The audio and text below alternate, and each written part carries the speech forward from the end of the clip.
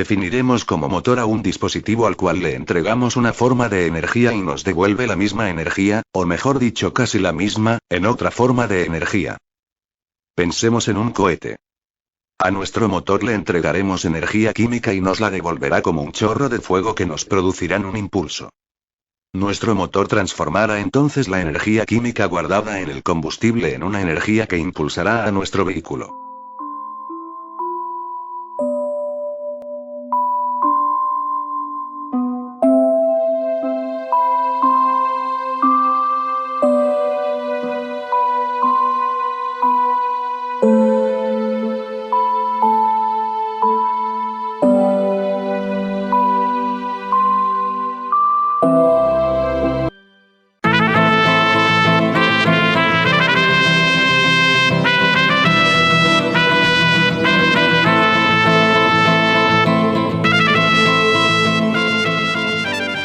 Sin embargo, cuando pensamos en un motor generalmente lo asociamos a mecanismos más cercanos a nosotros como el motor de un automóvil.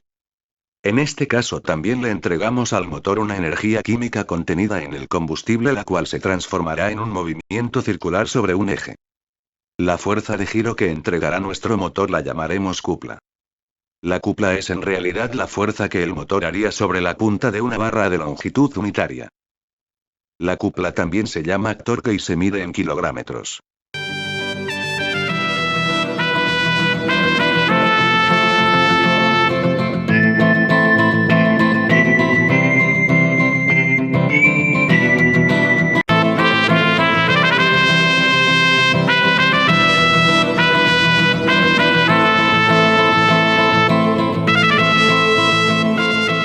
Un motor que entrega energía en forma rotativa posee varias cuplas o pares. O mejor dicho, esta cupla o par dependerá de en qué momento la midamos. Por ejemplo, en los motores eléctricos es muy importante la que se llama cupla de arranque, y que corresponde al momento en que la máquina se pone en marcha. Hay también una cupla nominal que corresponde a la que ejerce el motor cuando funciona a plena carga. Y también hay una cupla que corresponde a la que la máquina tiene en vacío.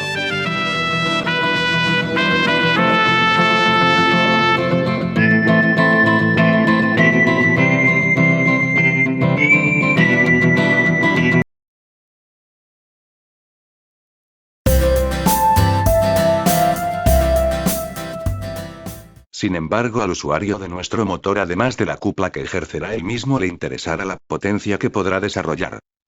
Recordemos que la potencia no es más que la capacidad de realizar trabajo. O tal como dice la definición de la potencia, es la cantidad de trabajo que el motor es capaz de realizar en la unidad de tiempo. La medida de la potencia se da en HP o caballos de fuerza, la cual es una unidad histórica que viene de la época del vapor, y que representa aproximadamente la potencia que podría desarrollar uno de estos animales. En su momento se definió el HP como la capacidad de levantar una masa de 75 kilogramos a una altura de 1 metro en un tiempo de 1 segundo. Si recordamos que la fuerza es masa por aceleración según la ley de Newton, nos queda que un HP será 735 newton sobre segundo. Que no es otra cosa que 735 watts.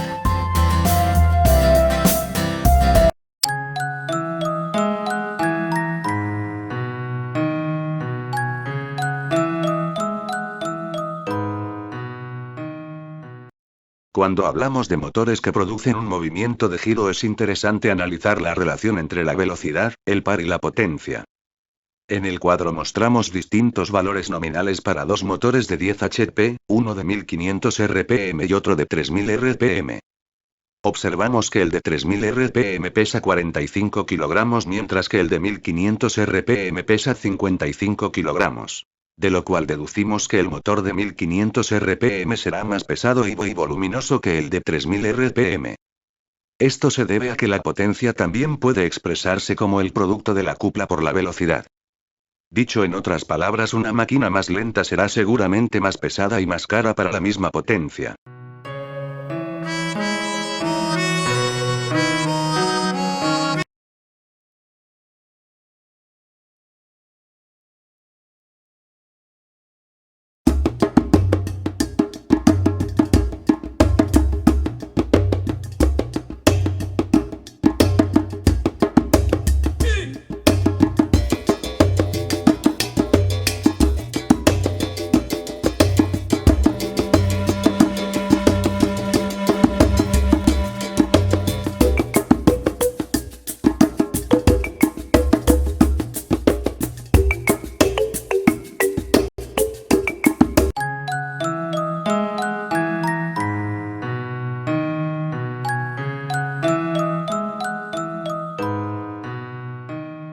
Desde el tipo de movimiento que generan los motores se pueden clasificar en tres grandes grupos que son continuos, seguidores y paso a paso. Los motores continuos son aquellos que presentan un giro continuo, pudiendo este ser de velocidad fija o variable. Este tipo de motores constituye la mayoría de los actualmente fabricados. Los seguidores o también llamados servos son motores que normalmente no llegan a dar una vuelta completa pero que es muy fácil coordinar la posición final a la que tenderán, se los utiliza en instrumentos y otros equipos. Por último se encuentran los motores paso a paso los cuales solo avanzan un determinado ángulo en cada pulsación que les es enviada.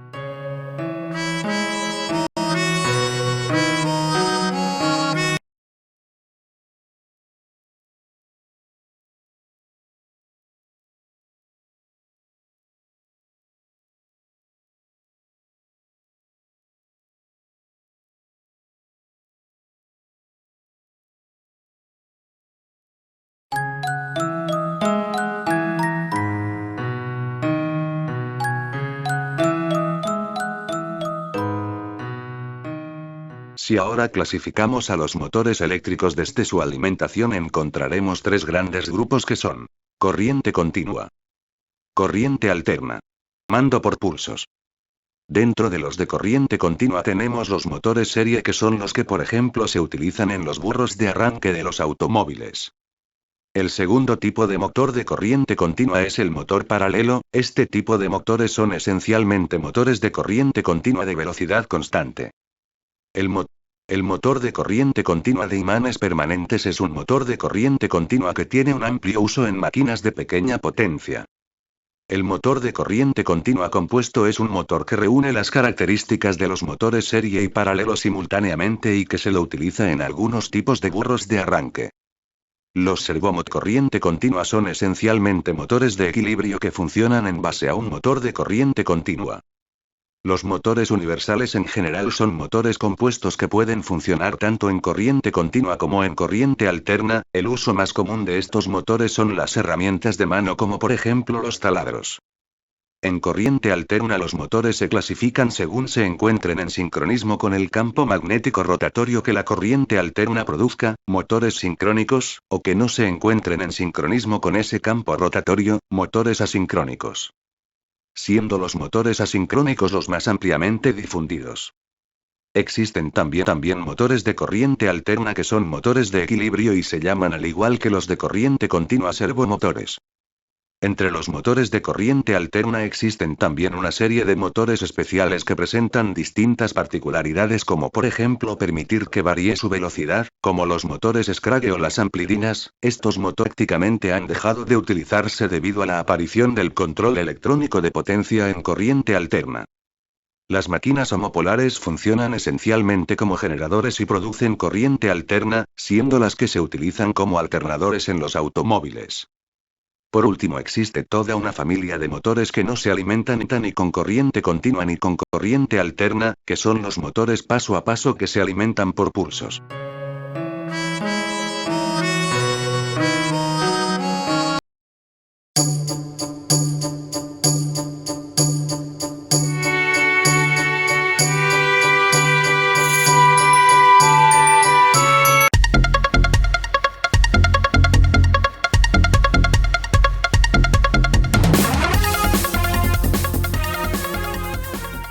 Partimos de un imán permanente dentro del cual se ha generado un campo magnético. El campo magnético se ha generado porque sobre un imán permanente hemos colocado dos expansiones polares. Las líneas de fuerza del campo magnético, si bien no se ven, estarán entre los dos polos de las expansiones. Si pudiéramos verlas, serían algo parecido a esto. Si ahora agregamos un conductor de la siguiente manera. Acto seguido movemos este conductor y observamos los efectos que se producen sobre el mismo.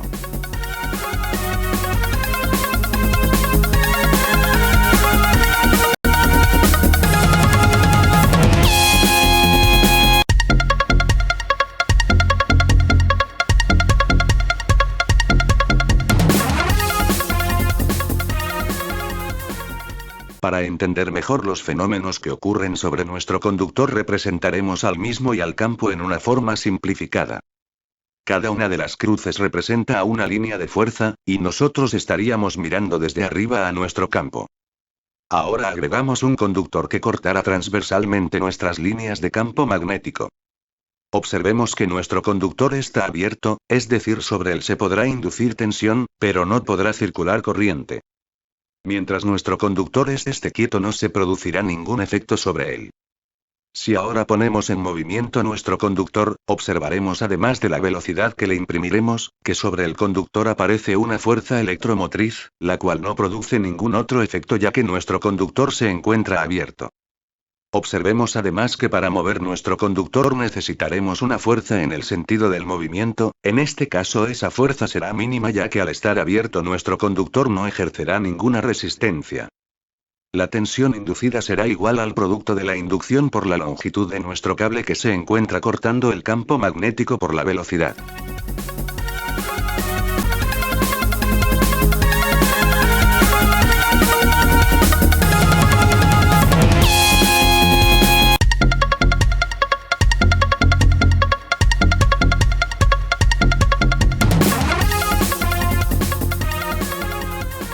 Analicemos ahora la expresión de la fuerza electromotriz que se genera sobre nuestro conductor.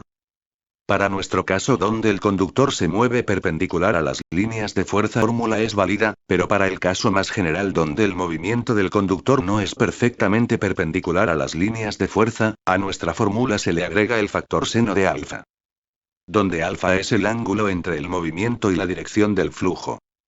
Analizaremos ahora las unidades de esta ecuación.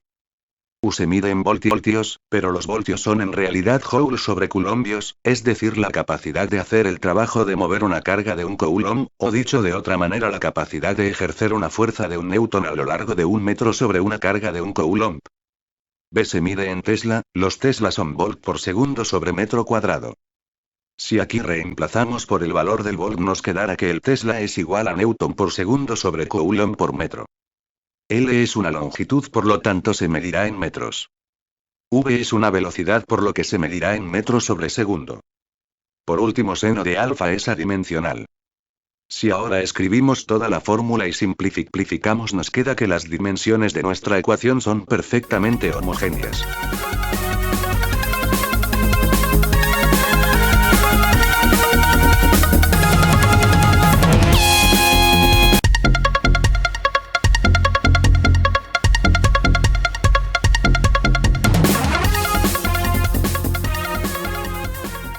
Volvamos ahora a nuestra anterior y simplificada imagen del campo y el conductor. Agregaremos a este modelo dos rieles conductores sobre los que se desplazará nuestro conductor. Estos rieles los uniremos con un conductor que tiene una resistencia en serie con el mismo. Formaremos así un circuito cerrado por donde la tensión inducida sobre nuestro conductor provocará una circulación de corriente, la cual hemos ilustrado con la flecha verde. La circulación de corriente provocará, de acuerdo con la ley de Faraday-Lenz, una fuerza que se opondrá al movimiento que provoca la circulación de corriente. Nuestro modelo se ha transformado entonces en un generador elemental de corriente. Observemos en nuestro modelo que el mismo corresponde a un generador, es decir, un dispositivo que recibe energía mecánica en forma de una fuerza que provoca el movimiento y la transforma en una corriente que convertirá ese trabajo en calor sobre la resistencia del circuito. Observemos en este modelo que el sentido de la corriente coincide con el de la fuerza electromotriz generada sobre nuestro conductor móvil.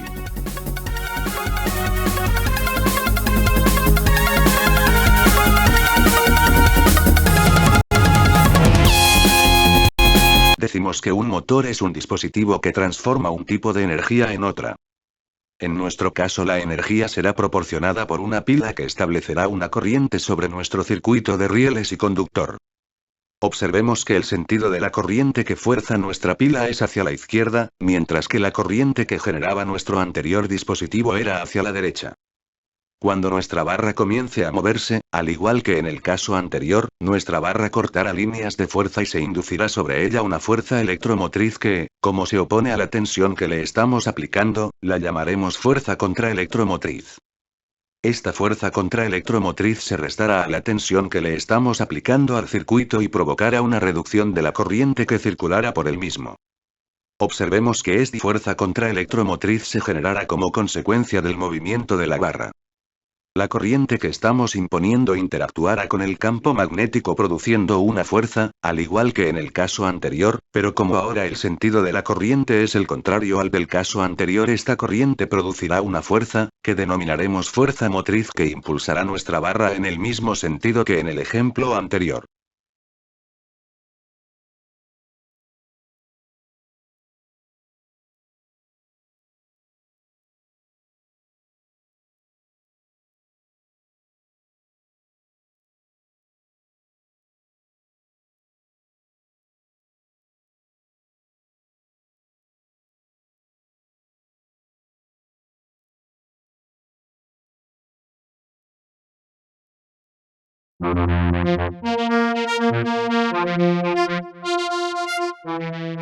La fuerza que se ejercerá sobre nuestro conductor dependerá del valor de la inducción B, la corriente que atraviese el conductor y la longitud del mismo.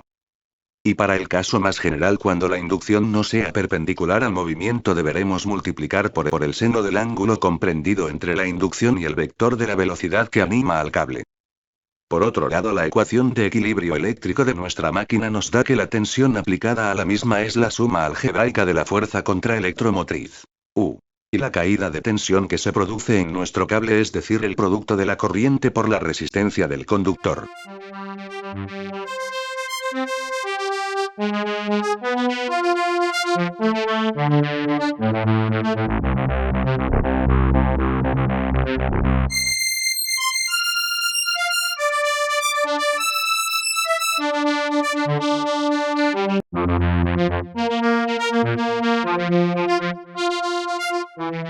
Si ahora analizamos las unidades de nuestra fórmula de la fuerza motriz que produce nuestro conductor, tenemos: la fuerza motriz resultante la medimos en newton.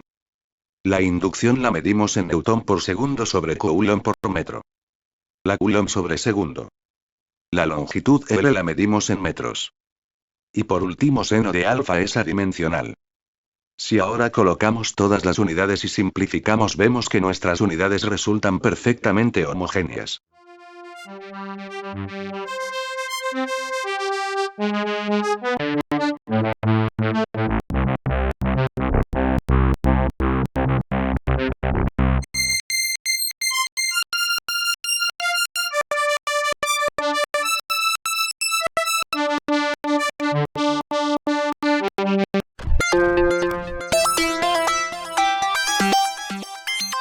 Volvamos ahora a nuestro anterior modelo. Veamos las líneas de fuerza sobre el mismo e incorporemos ahora una espira centrada en las expansiones polares. Nuestra espira girará en el sentido que se indica. Tal como ocurría con nuestro conductor del anterior esquema, al girar los lados de la espira cortarán líneas de fuerza y como consecuencia de esos cortes, sobre nuestros conductores se inducirán tensiones las cuales tendrán las direcciones indicadas. Sobre cada lado de la espira se inducirá una tensión opuesta, las cuales se sumarán en los extremos de la espira. Si ahora agregamos un conmutador que llamaremos colector, y sobre el colector colocamos dos escobillas, de modo que tomen la corriente que puede generar nuestra espira, o que puedan forzar corriente a través de la misma. Observemos ahora que independientemente de la posición que tome nuestra espira, siempre que la misma gire en el sentido contrario a las agujas del reloj, la tensión generada no cambiará de signo sobre las escobillas, sino que se mantendrá siempre con la misma polaridad. Observemos que en la posición que se encuentran dibujada nuestra espira nos estaría entregando la máxima tensión, ya que en esta posición se encuentra cortando el máximo número de líneas de fuerza.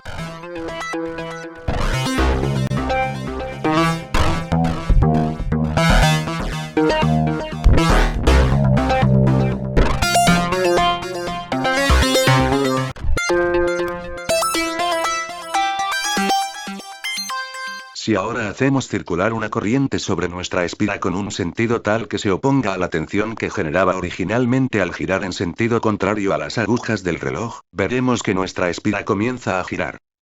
Tal como ocurría en nuestro modelo simplificado de campo y conductor, sobre cada uno de los conductores laterales de la espira aparecerán fuerzas que con el actual sentido de circulación de corriente empujarán al conductor rojo hacia arriba y al azul hacia abajo. En la actual posición la fuerza sobre los laterales de la bobina será máxima. Ahora nuestra espira ha girado 45 grados, la fuerza que se ejerce sobre la misma habrá decaído a las 7/10 partes de la que tenía en la posición horizontal, lo cual todavía mantiene el impulso de giro. En la actual posición la fuerza sobre los laterales se habrá reducido a solo la mitad de la fuerza original. En este punto comienza el proceso de conmutación sobre el colector y a partir de aquí nuestra máquina deberá usar su inercia para mantener el giro. Nuestra máquina habrá alcanzado lo que se denomina eje neutro, la conmutación es ahora plena y ya no hay fuerza motriz sobre la espira. Se denomina esta posición eje neutro porque es el preciso instante donde deja de circular corriente por nuestra espira y es posible realizar la conmutación, la cual entre otras cosas cambia el sentido de circulación de la corriente en nuestra bobina. Pasado este punto el proceso comienza nuevamente, ahora nuestro conductor azul ha tomado el lugar del rojo, pero como se ha invertido la corriente la fuerza tenderá a hacerlo girar en la misma dirección.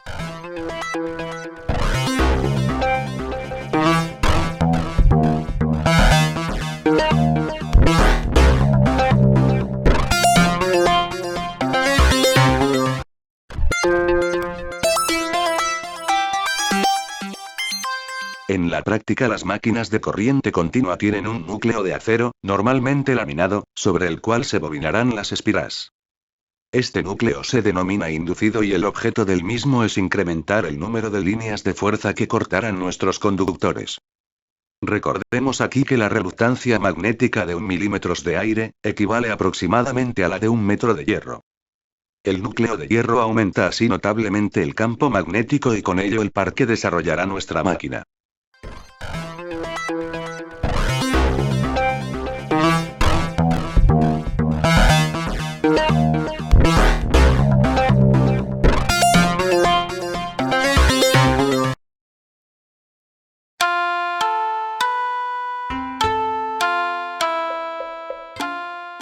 Se dice que los bobinados de las máquinas de corriente continua son bobinados continuos, porque no tienen ni un principio ni un fin. Las primeras máquinas de corriente continua se construían con bobinados en anillo como el esquematizado en la imagen. En estas máquinas el bobinado se realizaba alrededor de un anillo magnético y solo contribuían al momento de impulso de la máquina los conductores que estaban en la parte exterior del anillo. Las escobillas dividían el rotor en dos secciones iguales en las cuales el sentido de las corrientes se invertía. Este tipo de bobinado ha dejado de utilizarse porque además de ser difícil de realizar, desperdicia la mitad del cobre que se encuentra del lado interno del anillo. La única ventaja que presentaban este tipo de bobinados es tener un mejor aprovechamiento del campo magnético de la máquina, respecto a los que aparecieron luego.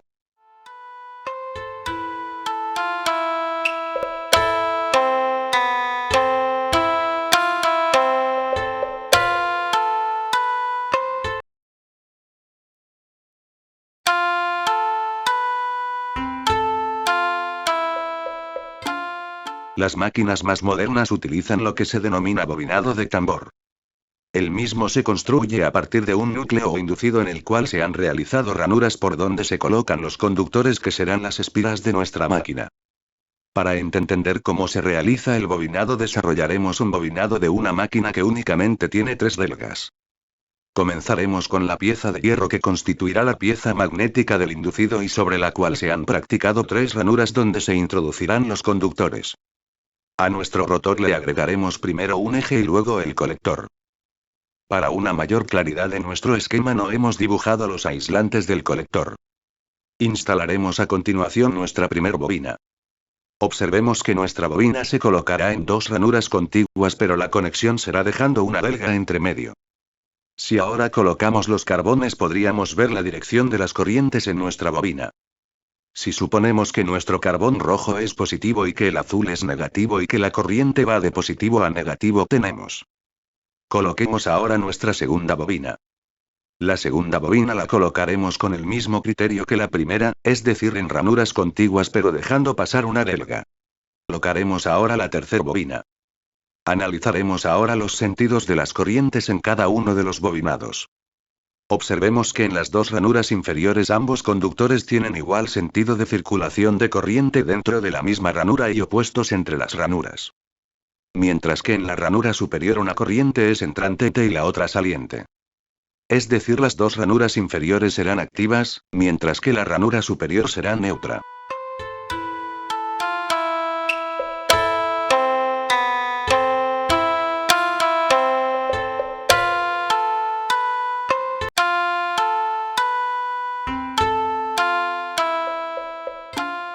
Un esquema como el mostrado es una representación rectangular de nuestro bobinado. Recrearemos la misma a los efectos de entender la mecánica de su trazado. Partiremos de la delga 3. La consigna es volver a la siguiente delga pero dejar un paso de 2 ranuras. Hemos llegado a la segunda delga salteando una ranura. Repetimos la operación partiendo de la segunda delga. Salimos de la segunda delga y pasamos por la segunda ranura, y deberemos volver avanzando hacia la izquierda dejando una ranura por medio. Pero para este lado tenemos ranuras, y como el esquema es circular volveremos por la tercera ranura del lado derecho del dibujo. Por último repetimos la operación partiendo de la delga 1.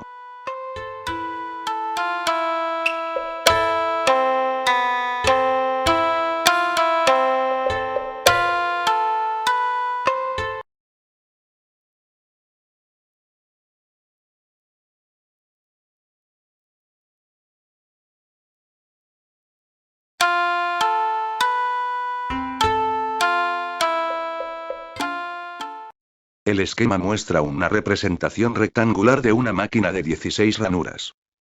La representación rectangular permite diseñar fácilmente un bobinado de una máquina de corriente continua.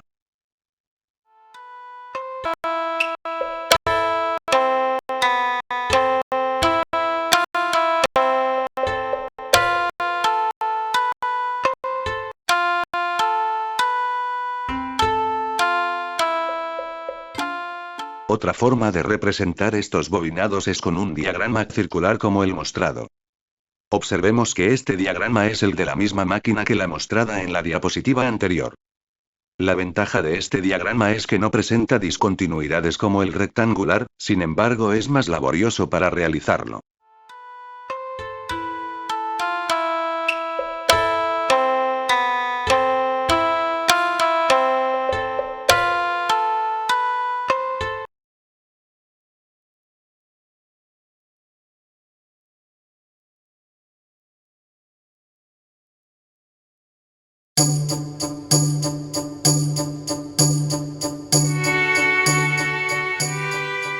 En las máquinas de corriente continua existen 2 tipos de bobinados: los ondulados y los imbricados. En los bobinados ondulados, después de haber recorrido la sección 1, se avanza por la cara anterior para buscar el principio de la otra sección inducida que se halle colocada bajo el campo magnético del siguiente polo, aunque con posición similar a la sección 2. Este tipo de bobinado avanza en la periferia del inducido tanto por la cara posterior como por la anterior. En este tipo de bobinados la bobina comienza en una determinada delga y termina en otra delga que se encuentra a 180 grados eléctricos de la primera. En cambio, en los bobinados imbricados, después de haber recorrido la sección 1 se retrocede por la parte anterior para buscar el principio de la sección inmediata, es decir, la 2. Este tipo de bobinado se distingue porque el bobinado avanza por su cara posterior y retrocede por la anterior. Estos bobinados son del tipo de los vistos en los ejemplos anteriores, en este caso una determinada bobina siempre empieza en una belga y termina en la siguiente.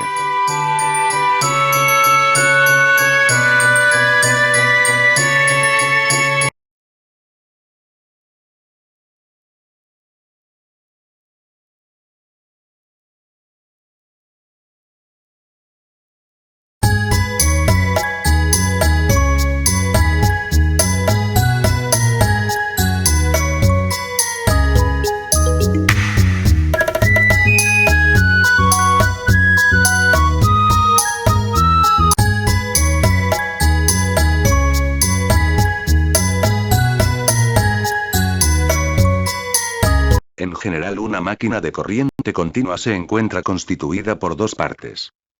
La primera, llamada inductor o armadura, es la que proveerá el campo magnético.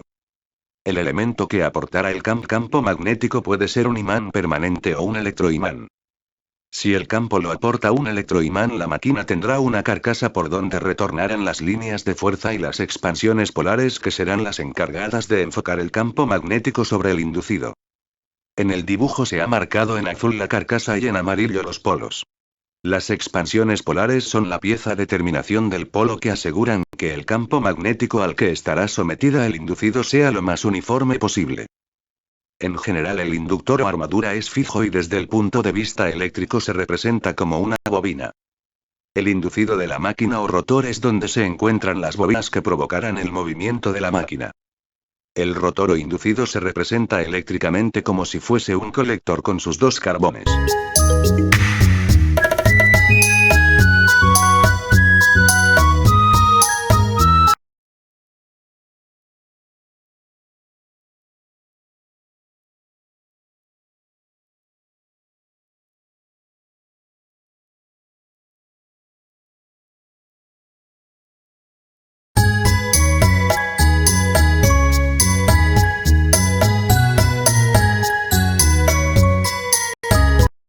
El inductor de una máquina de corriente continua es desde el punto de vista eléctrico un circuito como el representado, es decir, una inductancia muy grande, en serie con una resistencia y todo el conjunto con una fuerte capacidad contra masa. Este circuito es el que deberemos considerar a la hora de realizar fuentes de alimentación para el mismo, debido a los fuertes fenómenos transitorios que presentará, que serían fatales si usamos semiconductores y no adoptamos las medidas de precaución necesarias. Sin embargo, desde el punto de vista de los análisis funcionales que realizaremos a continuación, todos los cuales se realizan en períodos de tiempo relativamente grandes, nuestro inductor puede ser considerado como una simple resistencia. A esta resistencia la denominaremos resistencia de excitación. El rotor o inducido es un poco más complicado, ya que se trata de una inductancia de relativamente bajo valor, en serie con una fuente de fuerza electromotriz y una resistencia también de valor bajo. Al igual que el estator, el rotor presenta una fuerte capacidad a masa. Este circuito es el que deberemos considerar a la hora de dimensionar fuentes o suministros electrónicos de corriente. Pero a los efectos de los análisis funcionales que realizaremos, los cuales, como ya dijimos, se realizan en períodos de tiempo relativamente largos, podremos simplificar nuestro circuito a una resistencia y una fuente de fuerza electromotriz.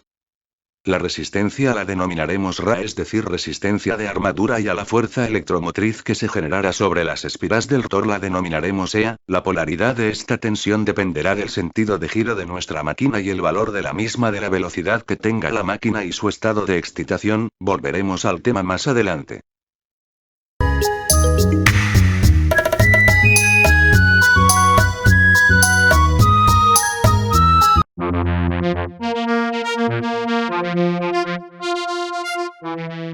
Desde el punto de vista de nuestro circuito simplificado, la bobina que proveerá el campo magnético de nuestra máquina es simplemente una resistencia.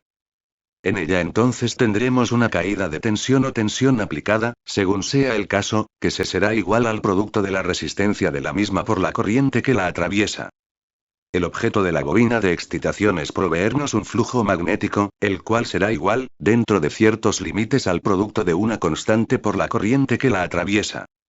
Decimos dentro de ciertos límites, porque lo anterior será una grosera aproximación hasta antes de la saturación de nuestro núcleo magnético, donde la respuesta a la magnetización del núcleo, el cual suponemos de hierro electrotécnico, es prácticamente constante. Más allá de este valor, es decir, pasando la saturación, la relación seguirá siendo lineal, pero la constante será ya muy distinta.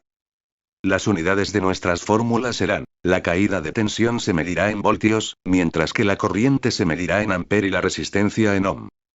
La inducción que producirá nuestra bobina, por su parte, se medirá en teslas, la corriente, como ya dijimos, se medirá en ampere y la constante Kb será un factor de proporcionalidad entre el flujo Tesla y la corriente que o produce ampere.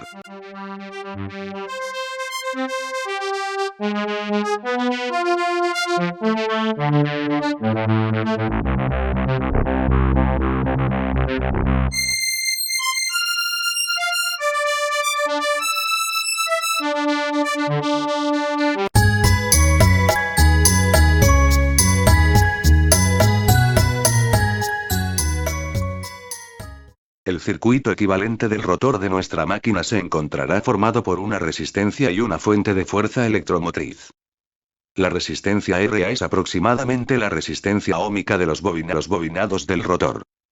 Sobre la misma caerá una tensión UA que será igual a la corriente que recorre el rotor multiplicado por la resistencia del mismo. La F será la fuerza electromotriz generada por el rotor como consecuencia de su interacción con el campo magnético producido por la excitación y la velocidad relativa de sus conductores con relación al que en nuestra máquina medimos como las revoluciones por segundo que da nuestro rotor. Dicho en otras palabras, la fuerza electromotriz F será el producto entre el flujo magnético Φ, el número de revoluciones por segundo, y la constante Km.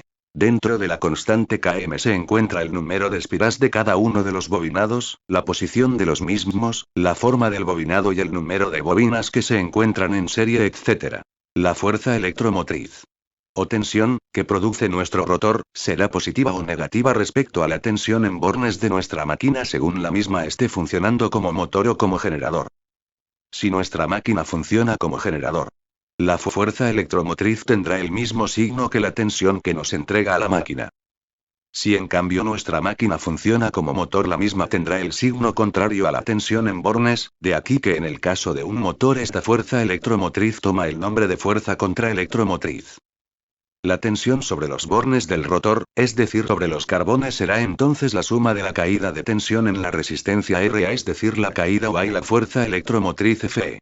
Si ahora desarrollamos la ecuación de la tensión en bornes del rotor, nos quedará. Recordemos que el signo del segundo miembro dependerá de si nuestra máquina funciona como motor o como generador.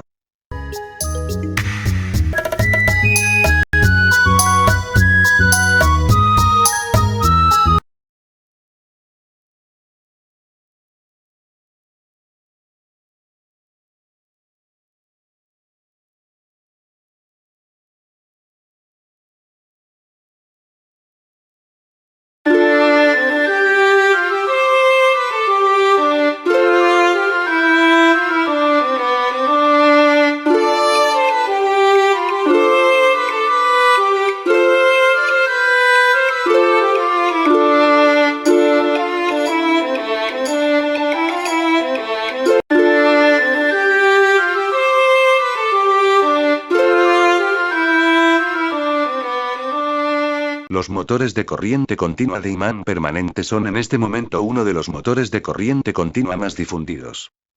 Se los utiliza en máquinas de pequeña potencia y en general son máquinas muy confiables. La máquina está constituida por un estator, el cual tiene en su interior un juego de imanes, los cuales proveerán el campo magnético. Normalmente son de 2 polos, pero también se las fabrica de 4 polos. El rotor de la máquina es un rotor convencional que puede tener cualquier tipo de bobinado. La característica más importante de estos motores es que son de flujo constante, por lo cual también serán de velocidad constante si se mantiene la tensión sobre sus bornes. En la imagen se muestra un motor de limpiaparabrisas de un automóvil moderno que utiliza un motor de este tipo.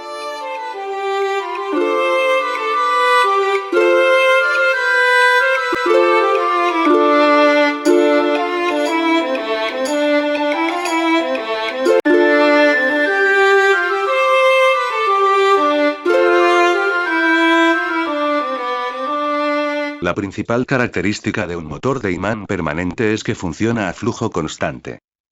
La tensión aplicada a este motor se dividirá entonces entre la caída resistiva del bobinado del rotor y la fuerza contraelectromotriz que el mismo produce. Si de esta última despejamos la corriente tenemos.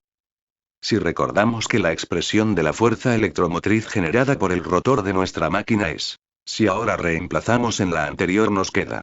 Valor este de la corriente que toma nuestra máquina que usaremos luego. Por otro lado, la cupla que producirá nuestra máquina será función de la interacción de la corriente que circulará por nuestro rotor multiplicada por el valor del campo magnético, que en este caso produce el imán permanente. Es decir, la cupla de nuestra máquina será proporcional al producto de la corriente por el flujo. La constante Kc toma en cuenta la geometría de la máquina, el diámetro, el número de conductores, su posición relativa en relación al flujo, etc.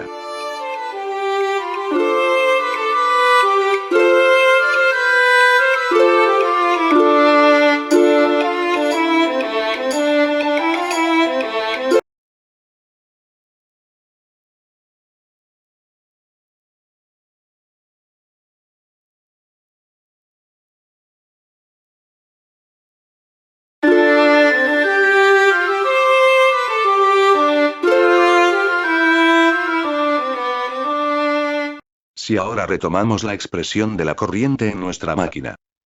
En virtud de esa expresión graficamos la misma en función del número de revoluciones por segundo n. En el gráfico vemos lo siguiente. La corriente cae en la misma medida que aumenta el número de revoluciones de nuestro motor. Se observa en este gráfico que el punto de máxima corriente corresponde al rotor detenido, es decir, al momento en que nuestra máquina se pone en marcha. Punto este muy importante a la hora de dimensionar un regulador de velocidad electrónico. Observemos también que la máxima cupla que entrega este tipo de motor corresponde a la de puesta en marcha. La máxima corriente de nuestro motor se dará entonces cuando el mismo se encuentre detenido, es decir, en el momento del arranque. A medida que nuestra máquina vaya aumentando su velocidad irá disminuyendo la corriente que toma hasta llegar a un punto. La cupla que produce la máquina se iguala con la cupla resistente o de pérdida del motor. La línea verde entonces correspondería al régimen de marcha en vacío de nuestra máquina y el punto donde cruza la línea de cupla nos dará la velocidad de vacío de nuestro motor. Nuestra máquina se estabilizará a unas 27 RPS, o sea unas 1600 RPM. Si ahora graficamos la cupla motora en función del número de vueltas. Y sobre la anterior graficamos la cupla resistente en vacío. La cupla resistente será aquella que el motor destina a su propio movimiento, es decir, vencer las fuerzas de rozamiento, hacer funcionar al ventilador, si lo tiene, y al rozamiento que producen los carbones. Esta cupla no será lineal ya que aumentará con el cubo de la velocidad debido a la presencia del ventilador de nuestro motor.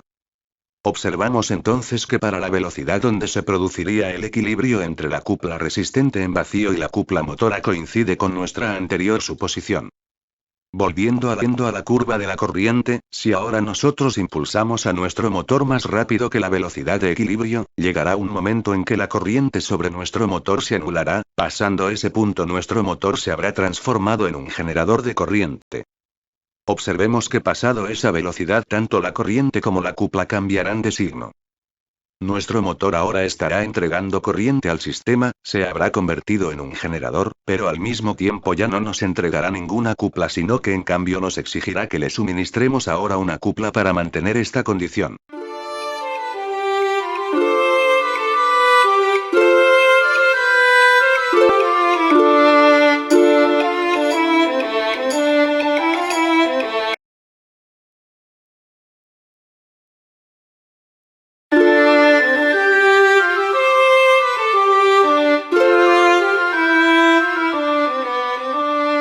El motor de corriente continua con excitación en paralelo es esencialmente un motor de velocidad constante. La principal diferencia con el de imán permanente es que en este caso la excitación proviene de un bobinado y que en general son motores de alta potencia. En la figura se muestra un motor de corriente continua paralelo de 1500 HP fabricado por la firma General Electric. La excitación de nuestro motor será producida por bobinas, las cuales generalmente están constituidas por arrollamientos de cobre de hilo relativamente fino y de muchas espiras. El hecho de que la excitación sea de hilo fino y de muchas espiras da lugar a bobinados con una resistencia óhmica relativamente alta y de una gran inductancia. En la imagen se muestra cómo se instalan las bobinas de excitación que darán lugar a los polos de nuestro motor. La posibilidad de poder variar el campo magnético de excitación es también la posibilidad de poder variar la velocidad de estos motores. Existen tres formas de variar la velocidad de uno de estos motores. La primera es regulando la corriente de armadura y por lo tanto modulando la cupla que el motor produce. La segunda es regulando la tensión de alimentación, y la tercera es regulando la corriente de excitación. Cada una de estas formas de regulación tiene sus ventajas e inconvenientes. Supondremos para nuestro primer análisis que nuestro motor se encuentra conectado a una fuente de energía de corriente continua de tensión constante.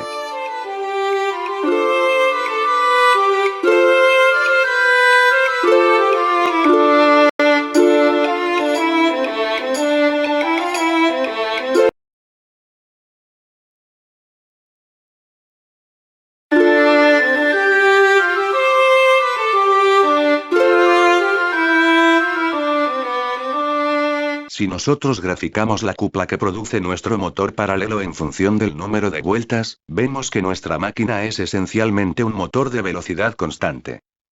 Si recordamos la expresión de la cupla, veremos que la misma es función esencialmente de la corriente de armadura. Si recordamos ahora la función de la corriente de armadura, vemos que la misma depende de la tensión de la fuente. Menos la fuerza contraelectromotriz que produce el motor al girar. Fuerza electromotriz esta, que es función esencialmente del número de revoluciones que en ese momento esté dando el motor. Si baja N, como consecuencia de un aumento de la carga mecánica, simultáneamente aumentará la corriente de armadura. Al aumentar la cupla motora como consecuencia del aumento de corriente, la máquina aumentará su velocidad logrando un nuevo punto de equilibrio. El gráfico de la velocidad en función de la cupla motora debería ser entonces una recta con un suave declive, debido a la presencia de la resistencia de armadura que introduce una pequeña caída de tensión. Pero en la práctica, si ensayamos una de estas máquinas obtendremos una curva como la mostrada. Aparece aquí otro fenómeno que se denomina reacción de armadura, que hace que nuestro campo magnético de excitación se debilite en la misma medida que aumenta la corriente. En la próxima placa explicaremos el efecto.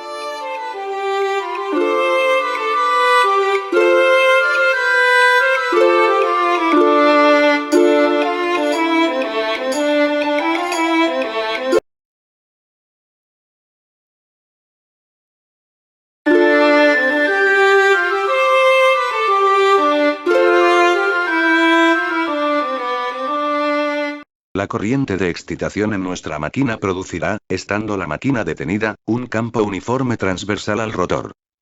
Recordemos que el campo magnético es creado en las dos bobinas de excitación que se encuentran perpendiculares al inducido. Las líneas de fuerza de la excitación, estando el inducido sin corriente, es decir, la máquina en reposo, serán más o menos como las mostradas, es decir, rectas. Podremos entonces representar a este campo magnético como un vector transversal a nuestra máquina. Si ahora nosotros analizamos los conductores del inducido, vemos que los mismos lo abrazan formando una bobina que en nuestro caso tendrá un eje vertical. Al circular corriente por esos conductores se producirá un campo magnético en el sentido vertical que podríamos representar como un vector vertical en sentido descendente. Observe que la intensidad de este campo magnético dependerá directamente de la corriente del inducido. Si ahora combinamos ambos efectos, es fácil ver que el vector campo magnético que resultará de las acciones del campo inductor y de la corriente del inducido será un campo que tendrá un cierto ángulo. Esto dará por resultado una deformación del campo magnético tal como se observa en la figura.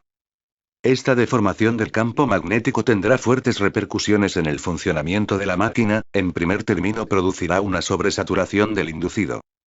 Los dos campos magnéticos tenderán a sumarse, pero recordemos que el valor máximo del campo estará dado por el valor de saturación del núcleo magnético. Este tipo de máquina se diseña para que el campo produzca un flujo muy cercano a la saturación del núcleo, por lo cual la perturbación producida por la reacción de armadura provocará un efecto similar a una reducción de dicho flujo, lo cual provocará una pérdida de cupla para un valor dado de corriente, lo que lleva a que la corriente suba y que la velocidad de la máquina se estabilice a un menor número de vueltas, es decir, la caída de la velocidad a medida que aumenta la carga mecánica. El segundo efecto que se producirá es un corrimiento de la línea neutra. Normalmente colocamos los carbones de la máquina en la línea que se produce la inversión del sentido de las corrientes en el colector. A esa línea la denominamos eje neutro.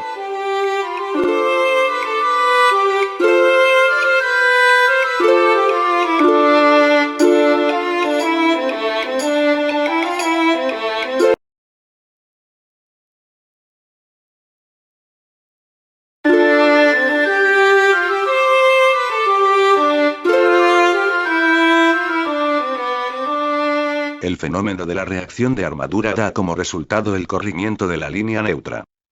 El corrimiento de la línea neutra da como resultado que se empeoren las condiciones de conmutación. Es decir, aparecen chispas debajo de los carbones debido a que estos ya no se encuentran en el lugar donde las bobinas cambian de polaridad. Con la máquina, sin carga mecánica, la línea neutra se encuentra debajo de los carbones y la conmutación es buena, es decir, no hay chispas. Observe que las bobinas que se conmutan no tienen corriente en el momento de ser conmutadas. A medida que la máquina se va cargando aumenta la corriente de armadura, con ella empieza a aparecer el fenómeno de la reacción de armadura. La línea neutra se va desplazando en la misma medida que el campo se va deformando por la acción de la reacción del inducido. Al llegar a plena carga la línea se habrá trasladado a la posición indicada provocando una muy mala conmutación y una considerable pérdida de potencia de la máquina. Si nosotros ahora agregamos los polos auxiliares, los mismos producirán un campo magnético exactamente igual pero contrario al que produce la reacción de armadura. Con esto se restituye la línea neutra a su posición original mejorando notablemente la conmutación. El problema es que el campo magnético creado por la reacción de armadura es variable, varía con la corriente de carga, por lo cual para hacerlo exactamente igual a esta simplemente conectaremos en serie con la armadura esos campos tal como muestra la figura.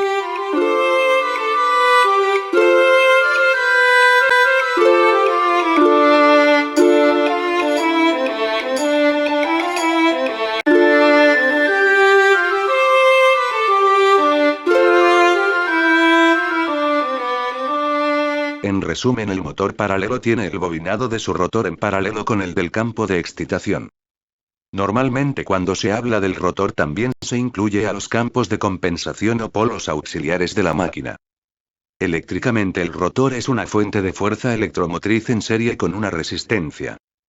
La bobina de excitación que se encuentra en paralelo con el rotor normalmente está acompañada con una resistencia RP para ajustar el valor de la corriente de excitación de acuerdo a la velocidad requerida. Matemáticamente hablando, la tensión aplicada sobre el rotor será igual a la caída en la resistencia R más la fuerza electromotriz producida por el rotor. Para el caso de la excitación la tensión será igual solamente a la caída sobre la resistencia del inductor ya que la bobina propiamente dicha que consideramos ideal no tiene caída de tensión. La característica de velocidad de la máquina nos indica que a medida que la misma es cargada, o que la corriente de colector aumenta, que es lo mismo, la velocidad decae ligeramente debido a la presencia de la resistencia del inducido. Si ahora graficamos la cupla en función de la corriente vemos que a medida que crece la cupla también lo hace la corriente, aunque la cupla crece más lentamente que la corriente debido a las pérdidas y a medida que nos vamos acercando a la saturación por más que pudiéramos aumentar la corriente la cupla ya prácticamente no crecería. Por último, si graficamos la cupla en función del número de vueltas vemos que la misma crece a expensas de la velocidad, es decir a medida que vamos cargando la máquina esta reducirá levemente su edad. Las máquinas de conexión paralelo tienen el problema que si se corta su circuito de excitación y la máquina se encuentra en vacío, la máquina se acelerará hasta autodestruirse. Estas máquinas fueron muy populares hasta fin de la década de los años 80 del siglo pasado, debido a la facilidad con la que se podía regular su velocidad. A partir de esa época se las ha venido sustituyendo por motores de corriente alterna de velocidad variable. En la actualidad casi no se las fabrica salvo en aplicaciones muy puntuales, pero la gran cantidad de estas máquinas fabricadas que aún se encontrarán por muchos años en la industria nos obligan a conocerlas a fondo.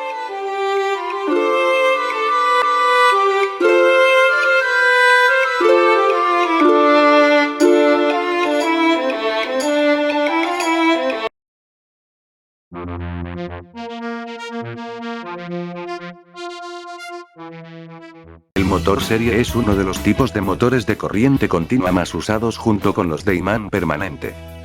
El motor serie se utiliza en todas aquellas aplicaciones que requieran un par máximo, como por ejemplo en el caso de un burro de arranque, siendo el uso en los burros de arranque el más difundido. Pero en aplicaciones de mayor potencia, como en el caso de motores de locomotoras o barcos, estos motores siguen siendo usados. La conexión de estos motores es tal como su nombre lo indica, una simple serie.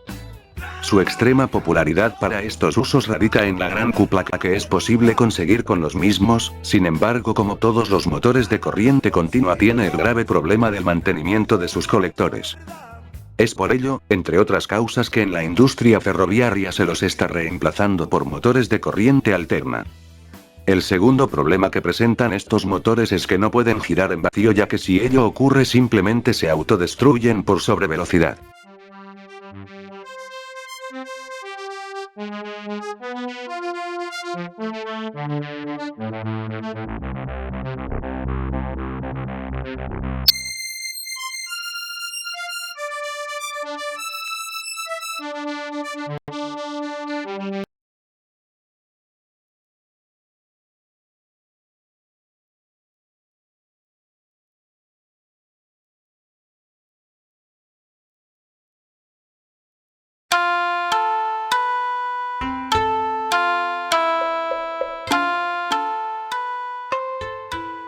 Recordemos que la expresión de la cupla en un motor de corriente continua es igual al producto de la corriente de armadura por el flujo, ambos multiplicados por una constante propia de la máquina. Pero el flujo de la máquina será igual a la corriente que atraviesa el inducido multiplicado por una cierta constante del mismo, donde estará expresado su número de vueltas, el material de su núcleo y su forma, es decir, dentro de la zona de permeabilidad del hierro el flujo será función de la corriente de armadura. Si ahora reemplazamos, tenemos que la ecuación de la cupla será. Si ahora agrupamos las dos constantes, tenemos. Es decir, la cupla de nuestra máquina será función del cuadrado de la corriente, de allí la gran disponibilidad de cupla en el momento del arranque que tienen estas máquinas. Hasta aquí hemos enunciado las virtudes de este tipo de conexión, ahora nos ocuparemos de los problemas de la misma. Decíamos que este motor nos dará la cupla máxima cuando esté detenido, es decir, nuestro motor comenzará a acelerar ni bien lo conectemos. Si no tiene cupla resistente, es decir, si se encuentra en vacío, toda esa cupla se usará para acelerar el giro del rotor. Si ahora escribimos la expresión de la tensión en bornes y despreciamos la caída en el bobinado de excitación del mismo, tenemos. Si ahora reemplazamos el valor de phi, tenemos. Agrupemos ahora las constantes. En esta ecuación la tensión no es constante, pues está impuesta por la fuente exterior a la máquina. De las ecuaciones de la cupla habíamos visto que la misma es proporcional al cuadrado de la corriente. Si esta cupla motora es superior a la cupla resistente, la máquina acelerará. Es decir, N aumentará. Y si N aumenta, la corriente I deberá disminuir. La disminución de la corriente llevará a un mayor debilitamiento del campo, el cual llevará a una mayor aceleración hasta que simplemente la máquina se autodestruya.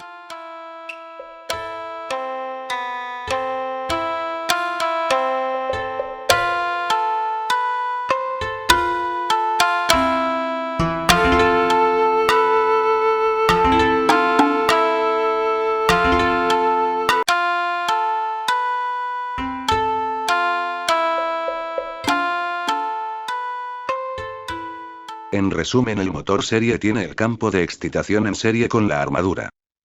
Toda la corriente de este motor atravesará la armadura y los campos. Podríamos decir que el circuito equivalente a motor estaría formado por una fuente de fuerza electromotriz que estaría en el rotor junto con una resistencia RI. El campo por su parte estaría formado por una bobina ideal sin resistencia y la resistencia RS, que sería la resistencia que físicamente tiene ese campo. Todos estos elementos se encuentran en serie y son atravesados por la corriente principal del motor. Desde el punto de vista matemático, el motor se comporta como la suma de una fuerza electromotriz en serie con las caídas de tensión que la corriente principal producen sobre el bobinado del rotor y sobre el bobinado de excitación. En este motor la corriente será máxima cuando la máquina se encuentre detenida y caerá rápidamente a medida que aumente la velocidad. El par de la máquina por su parte será proporcional a la corriente y crecerá con esta. En cambio, si graficamos el par en función del número de vueltas, vemos que el mismo decae fuertemente a medida que decae la corriente, y aumenta la velocidad, como no podría ser de otra forma.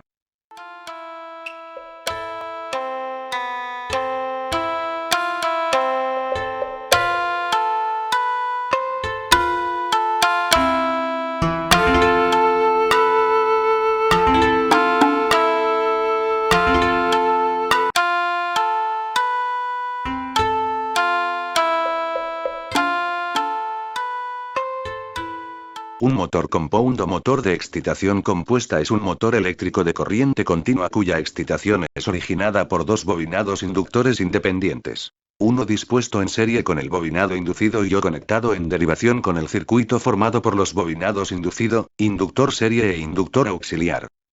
Los motores compuestos tienen un campo serie sobre el tope del bobinado del campo shunt. Este campo serie, el cual consiste de pocas vueltas de un alambre grueso, es conectado en serie con la armadura y lleva la corriente de armadura. El flujo del campo serie varía directamente a medida que la corriente de armadura varía, y es directamente proporcional a la carga. El campo serie se conecta de manera tal que su flujo se añade al flujo del campo principal shunt. Los motores compound se conectan normalmente de esta manera y se denominan como compound acumulativo. Esto provee una característica de velocidad que no es tan dura o plana como la del motor shunt, ni tan suave como la de un motor serie. Un motor compound tiene un limitado rango de debilitamiento de campo. La debilitación del campo puede resultar en exceder la máxima velocidad segura del motor sin carga. Los motores de corriente continua compound son algunas veces utilizados donde se requiera una respuesta estable de par constante para un rango de velocidades amplio. El motor compound es un motor de excitación o campo independiente con propiedades de motor serie. El motor da un par constante por medio del campo independiente al que se suma el campo serie con un valor de carga igual que el del inducido. Cuantos más amperios pasan por el inducido más campo serie se origina, claro está, siempre sin pasar del consumo nominal.